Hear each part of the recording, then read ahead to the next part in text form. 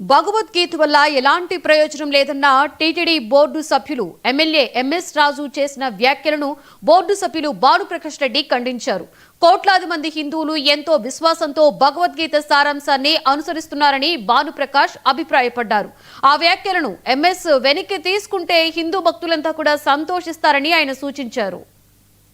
సారాంశాన్ని తమ జీవితంలో ఏ విధంగా ఉండాలి, ఏ విధంగా ముందుకు పోవాలి, ఏ విధంగా ధర్మాన్ని ముందుకు తీసుకోవాలని చెప్పి ఒక మంచి సంకల్పంతో భగవద్గీతని ఆరాధిస్తూ ముందుకు పోతున్నటువంటి ఈ సందర్భంలో మొన్న గౌరవ శాసనసభ్యులు అలాగే తిరుమల తిరుపతి దేవస్థానాల ధర్మకర్తల మండలి సభ్యులు ఎంఎస్ రాజు గారు భగవద్గీత వల్ల ఉపయోగం లేదని చెప్పి మాటల్ని వెంటనే వారు వెనక్కి తీసుకొని హిందువులకు క్షమాపణ చెప్పాలని చెప్పి మేము డిమాండ్ చేస్తున్నాం.